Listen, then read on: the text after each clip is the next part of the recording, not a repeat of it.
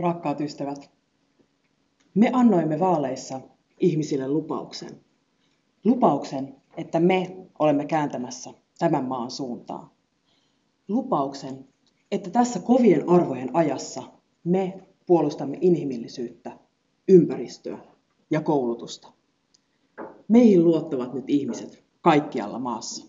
Sodankylässä ja Helsingissä, Kajaanissa ja Jyväskylässä, Nokialla ja Oulussa.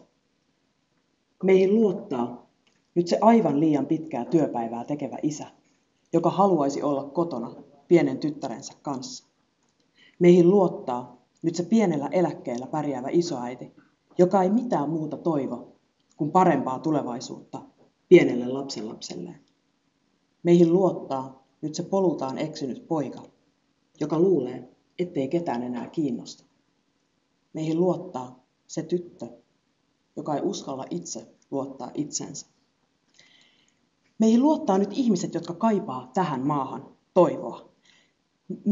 Jotka haluavat puolustaa hyviä kouluja ja päiväkoteja, vanhoja mäntyjä, vapaita koskia ja puhdasta ilmaa. Ihmiset kaipaavat, että joku edelleen pitää kiinni siitä lupauksesta, joka tässä maassa on aina annettu meidän lapsille ja meidän lapsenlapsille.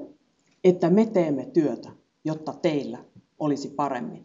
Että tässä maassa kenestä tahansa voi tulla ihan mitä tahansa. Suomalaiset tukevat vihreiden tavoitteita. Me olemme ympäristöpuolue. Me olemme sivistyspuolue. Me olemme inhimillisyyden puolue. Me emme näe Suomen metsiä, vaan biotalouden polttoaineena. Me näemme niissä kauneutta ja loputtomia mahdollisuuksia. Me emme näe päästövähennyksiä uhkana kilpailukyvylle. Me näemme niissä uusia työpaikkoja, uusia innovaatioita ja uusia markkinoita suomalaisille vientiyrityksille. Me emme näe Suomen kauniita jokia paikkana patoaltaalle. Me näemme niissä luontomatkailua, joka kadonneen merilohen palaamisen. Me näemme uuden nousun mahdollisuuden. Me emme näe päiväkoteja, kouluja ja yliopistoja helppoina paikkoina säästää. Me näemme niissä ymmärrystä, sivistyneen kansakunnan perustan ja tämän maan vahvuuden. Me näemme varhaiskasvatuksessa ja peruskoulussa jokaisen lapsen hyvän elämän perustan. Me emme näe, että kasvu tulee vanhaa säilyttävistä yritystuista. Meistä valtion rooli on rakentaa sitä pohjaa, jota uudet yritykset ponnistavat. Panostaa laajoihin investointeihin ja laadukkaaseen tutkimus- ja kehitystoimintaan sekä tehdä strategisia valintoja. Me emme näe inhimillisyyttä vetovoimatekijänä, sillä meillä on velvollisuus auttaa. Me emme näe eksyneitä poikia vain huonosti käyttäytyvinä nuorina miehinä. Meistä yhteiskunnan hyvyyttä mittaa se, miten me onnistumme antamaan jokaiselle lapselle samat mahdollisuudet. Me emme tyydy selitykseen, että päteviä naisia ei nyt vaan löytynyt. Me uskomme, että tasa-arvoisessa yhteiskunnassa myös naisia nostetaan vallan paikoille. Vastakkainasettelu ei luo tähän maahan mitään hyvää.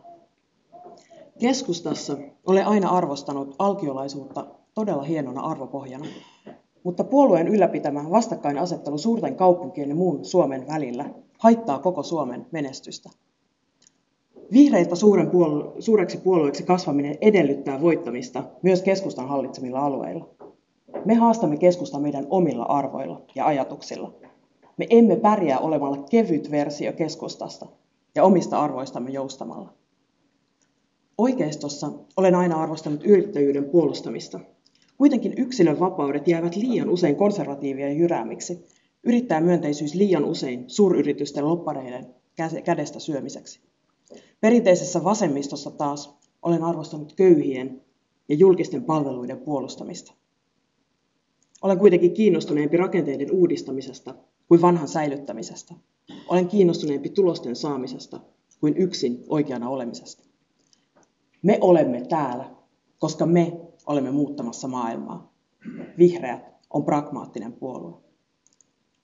Olen neuvotellut ilmastolakia Suomeen. Olen ollut viemässä läpi hiilivoimalan sulkemisen, päivähoito-oikeuden säilyttämisen, koulujen rahoituksen turvaamisen ja käänteen koko siinä tavassa, jolla tässä kaupungissa tehdään liikennepolitiikkaa.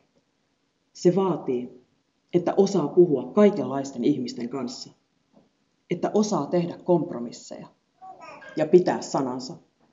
Se vaatii, ettei koskaan anna periksi siitä, mikä on kaikista tärkeintä. Vihreät ovat nousseet, koska suomalaiset jakavat vihreät arvot. Vihreät ovat nousseet, koska olemme oppineet puhumaan ymmärrettävästi faktoihin ja tutkittuun tietoon nojaavasta politiikasta. Koska faktan vastakohta ei ole tunne. Faktan vastakohta on valhe. Koska tunteiden vastakohta ei ole järki.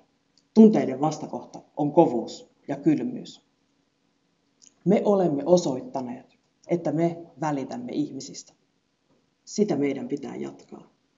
Meidän on osattava kuunnella ja osattava puhua myös niiden kanssa, jotka meitä epäilevät.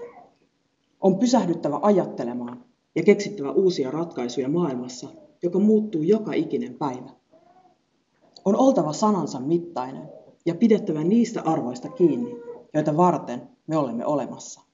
On ojennettava käsi niille, jotka haluavat rakentaa parempaa maailmaa. On sanottava, juuri sinua tarvitaan. Tätä kaikkea minä haluan olla tekemässä teidän kanssanne, tämän upean liikkeen puheenjohtaja. Kiitos.